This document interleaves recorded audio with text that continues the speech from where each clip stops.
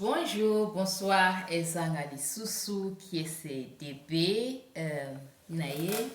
lisusu poto partager sur ce thème mususu toujours continuer chaque fois na thème na biso étalé alimentation biloko nini soki tolie ekokomatisa biso sukali biloko nini ematisa biso sukali te ndenge nini tokoki kosi protéger mpona bamalade ebele na bavideo toleka nalobelaki mpona biloko misatu ezali très nécessaire na biloko na biso ya kolia nalobelaki mpona protéine nalobelaki mpona mafuta nalobelaki mpona hydrate de carbone sikoyo naye koexplike susu biloko nini oyo tokoki kolia sin tozala na bapense ke sukali na ngai nzoto na ngai ekoki kobakisa bakilo na biloko oyo sikoyo yango nde tokoki kopriorize ntango tozolia mpa na biso biloko na biso ya kolia soki totali bien babiloko na biso toliaka bandunda na biso balegime na biso toliaka balegime donc elingi olakisaka épinard ezala bitekuteku ngai pondu na biso bafumbwa toliaka mafumbwa attention mpona mafuta mingi nde totiaka na nini oyo na mwamba na fumbwa yango epesa mafuta mingi na nzoto mais soki te fumbwa yango moko eza na eloko te ekomatisa biso sukali te donc eyala baponti noir tokolia ezala bashu tokolia ezala basalade toliaka bacarotte bapaprika donc nyonso tozolia ezala tomate ematisa biso sukali na nzoto te babiloko wana tokoki kolia sikoyo na kota misuni eza nini tokoki toba te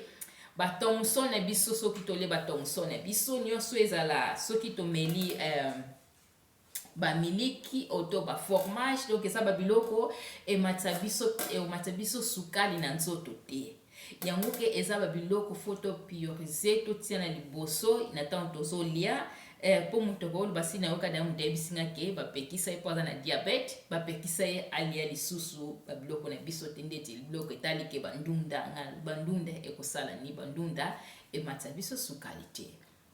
donc tokoki kolia tono ya balegime par jour sukali na biso ekomatisa te mais esala ekoede biso bien mpo na digestion na biso na nzoto mais sukali ekomata eloko te ezala ndeti na ntango komela so tomeli mai mpo nyonso wana eza mingi na liquide na kati donc mai babiloko na tangi donc mai ya pamba so tomeli mai na biso pompe ezala mai tomela nyonso ematisa biso sukali te mpona mai eza na sukali te eza na hydrate de carbone te na kati yango wana ke tokoki kolia babiloko na biso bapondu na biso bandunda na biso balegime nyonso presque nakoki koloba balegime nyonso ekomatisa banini bashu ya rouge donc ekomatisa biso eloko te ezala bacarotte bapaprika nyonso nde natangi deja batomate matungulu baai babiloko nde totiaka mpona kosaisonne ekomatisa biso sukali te mais yango eza babiloko tokoki kopriorize nde nalobi kolia toliaka yango siko mingi mpo eza bien mpona sante na biso apart bavitamine eza na kati eza bien topriorize yango etanke toliaka babiloko mingi etaliki eza na sukali mingi eza na yango ekokomatisa biso na aparsa sukali donc mafuta ekokomatisa biso mpe susu na bakilo aparsa ekokomatisa biso ezomatisa mpe susu sukali na biso na nzoto yango wana ke ezala mpe so tolie bawangila na biso na bosani kutu koloba bawangila na biso bambika na biso so tolie yango babiloko na biso toliaka bambinzo na biso toliaka wana so nyonso tozolamba na bamayebo eza mayebo na biso ya afrika eza mayebo ya awa ematisa biso sukali te na nzoto ekosala eloko te ekoprovoke biso diabete te ekoprovoke biso mpe tension te ekoprovoke biso mpe cholesterine te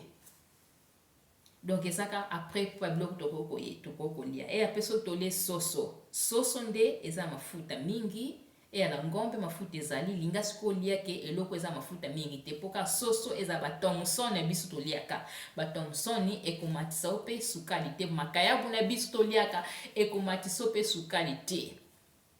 eloko susu ezali très bien mpona kolia ezali mbala sukali bakolobaki mbala sukali so na lamo eza sukali ekomatisanga sukali te mbala sukali kutu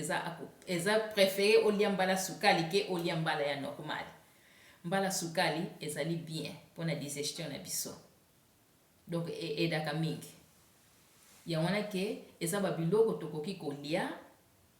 totia na baplan na biso ya chaque jour so tozolia biloko ya omoni ke so otali mingi bamindele avant balia baza na mwa salade eza liboso bamindi na salade na bango balie oto basali nini liboso basupu yango bazolia liboso. Me biso sikoyo toza na système na mingi te, me nde toza na système na mingi te me tokoki mpe koyekola ke toliaka mingi balegime na biso. So tozolia balegime na biso, donc balegime kaka nyonso ya biso kaka te ya biso baafricain mpona lobi ke balegime nyonso, donc ya la kofe na bosa na kikutu ya matembele ematisa biso sukali te, ekomatisa biso sukali ata moke te.